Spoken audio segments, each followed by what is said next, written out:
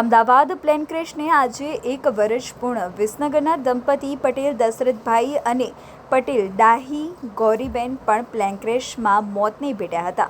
મૃતક દશરથભાઈ પટેલના દીકરાએ કહ્યું, માન્યામાં નથી આવતું, આ ખોટ સદાય રહેશે। નાના છોકરાઓને દાદી દાદા સાથે રમવાની આદત હતી। અમે ક્યારેય આ ઘટનાને ભૂલી નહીં શકીએ। શું કહેશો, પ્લેન ક્રેશ દુર્ઘટનાને 1 વર્ષ થઈ ગયું છે, તો એ બાબતે શું કહેશો? 1 વર્ષ થઈ ગયું। હમણાં તૈયારી કરતા હતા મોકલવાની, અત્યારે ઉત્સાહ તો મૂક્યા બી પ્લેનમાં ઘરે અમને એમ હતું મેં ત્યાં તૈયાર હતા કે એમને પ્લેન ક્યારે લેન્ડ થાય અને લઈને આવીએ, અને આજે હવે 1 વર્ષ થઈ ગયું। દિવસ નીકળી ગયા પણ એવું એક દિવસ જાણે છે ને સદીઓ બરાબર છે ને એવી રીતે લાગે છે। અત્યારે હાલ ઠીક છે, માણસ ગતા રહ્યા, ઇન્સિડન્સ હતો, બની ગયું, થવાકારક હતું, થઈ ગયું। એક ખોટ છે અંદર મનમાં ને ઘરમાં, ને નાના છોકરાઓના એમની યાદોમાં કે એમને તો રોજ રમવાની આદત હતી બા દાદા જોડે, તો એ જગ્યા પૂરા છે કે નહીં પૂરા એનો કોઈ સવાલ જ, એનો કોઈ જવાબ જ નથી। એક સવાલ હંમેશા છે અને રહેશે। વર્ષ દરમિયાન અમે એ તો જિંદાદિલ હતા। એ તો એમ જ કહેતા હતા કે ભગવાનની જ્યારે ઈચ્છા મને લઈ લે, મેં મારું જીવન જીવી દીધું છે।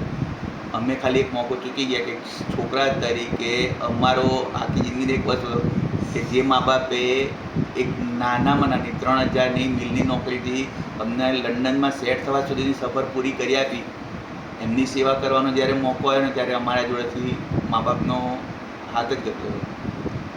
એમને જે અમે માગતા હતા કે જે એમણે અમને બતાવ્યું ને એ અમે એમને બતાવીએ, બસ એમની તો કોઈ ઈચ્છા બાકી રહ્યો એવું અમને યાદ નહીં। ઈચ્છા તો કદાચ અમારી જ અધૂરી રહી ગઈ કે એમની સેવા રહી ગઈ। હવે અત્યારે હાલ આખી જિંદગીમાં ક્યાંક ના ક્યાંક કોઈ જોઈએ ને યાદ આવે ને ત્યારે એવું થાય કે આ પપ્પા માટે કરવાનું, આ મમ્મી માટે કરવાનું, એવું આપણે જ્યારે રોજ કરતા હોય ત્યારે એવું થાય કે આ કરો, અને એકદમ ખબર પડે ખબર નથી। હા, એક સવાલ હવે કેટલો દુઃખી કરશે આખી જિંદગી એ તો હવે ખબર અમને બી નહીં। અમે શું કરી શકીએ? અમને એ કહેતા હતા કે તમે કશું ના કરી શકો તો ભગવાનનું નામ દઈ શકો। આ 12 દિવસ છે, અમે 12 તારીખે ઇન્સિડન્સ બન્યો હતો અને અમે 15 તારીખે એમની અંતિમ વિધિ કરી હતી। તો અમે એ જ અનુલક્ષીને 12, 13, 14 ને 15 4 દિવસ અલગ અલગ ધાર્મિક કાર્યક્રમનું આયોજન કર્યું। 12 તારીખે અમે ભજન સંધ્યા રાખી છે, 13 તારીખે અમે સુંદરકાંડનો પાઠ રાખ્યો છે। પપ્પા શનિવાર નાના હતા ત્યારથી દર શનિવાર કરતા હતા, તો સુંદરકાંડનો પાઠ, મમ્મી આનંદનો ગરબો દર નવરાત્રિ કરતા ને એમને ગમતો, તો 14 તારીખે અમે આનંદના ગરબાનું આયોજન કર્યું છે, અને 15 તારીખે અમારા કુળદેવી ઉમિયા માતાની ધૂન રાખી છે કે જેથી સૌથી વધારે લોકો આવે, સૌથી વધારે લોકો એમના નામને માળા કરે, એમના નામ લે। અને ક્યાં છે તો આપણને ખબર નહીં, પણ ભગવાનના જ તો ખબર છે ને, ભગવાન એમને એમના ભાગનું સુખ આપી દે, કદાચ અમારી સેવા ત્યાં પડી જાય પણ એમની યાદ જ રહી જાય એ બાબતે।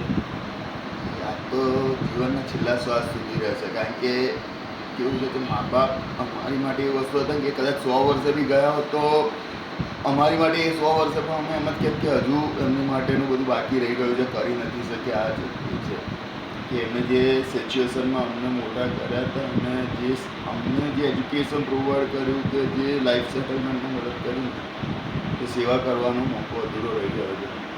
અને એ જ વિચારું છું કે હવે કઈ રીતે એ લોકોની સેવા કરી શકું। હું તો ત્યાં છું, જમા છું, 2-3 મહિના પછી રિટર્ન આવવાનો છું।